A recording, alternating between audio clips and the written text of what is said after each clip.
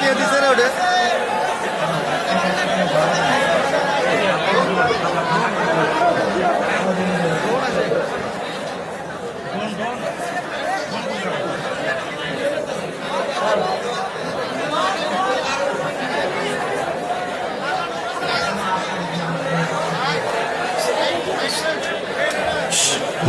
আওয়াজ নয়, আওয়াজ নয়।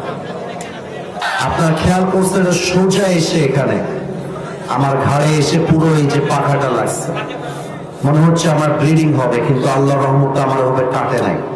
আপনি ড্রোনটা ধরে রাখেন, যার ড্রোন সে নিতে আসবে ওকে আমি দেখবো যে এটা কে। আস্তাগফিরুল্লাহ, আস্তাগফিরুল্লাহ।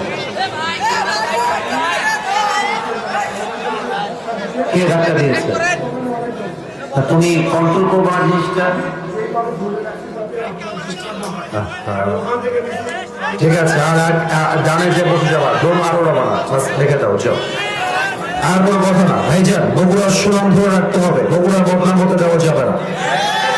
যে যেখানে আছেন চুপচাপ থাকেন, আর কোনো আওয়াজ চাই না। অনেক বড় দায়িত্বের বোঝা নিয়ে আজকের এই মাহফিলে এসেছি। কেউ যেন একটা চুল পরিমাণ কোনো সাউন্ড আজকের মাহফিলে না করে।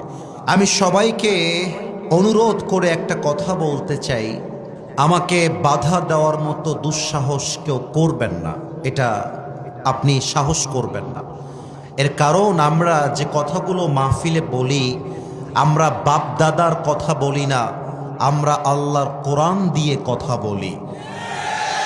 এবং আমরা যদি দলিল ছাড়া কথা বলি, আপনি আমাকে ধরতে পারেন, not a big deal. But আমি যদি হক কথা বলার জন্য আপনার বিরুদ্ধে যায়, আর আপনি যদি আমাকে দলের বিরুদ্ধে যাওয়ার জন্য আক্রমণ করতে আসেন, আপনি যেই হন, যুবকরা কিন্তু আপনার পিঠের চামড়া একটাও বাকি রাখবে না বগুড়ার ভাই। এটা আমি শুরুতে ডিক্লেয়ার দিলাম এই জন্য, কারণ আমি হক কথা খুব বেশি বলার জন্য ট্রাই করছি ইদানিং সময়। আমি দেখতে পাচ্ছি অনেক লোক যারা মাহফিলে আসে, তাদের মধ্যে দুই একজন লোক হক কথা সহ্য করতে পারে না।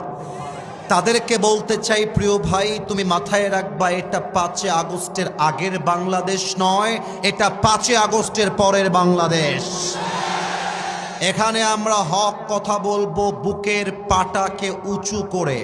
আরে আমরা বিশ্বাস করি, আমাদের শহীদ ওসমান হাদি শিখিয়ে দিয়ে গিয়েছে, বিড়ালের মতো 500 বছর বেঁচে থাকার কোনো দাম নাই, বাঁচতে হলে সিংহের মতো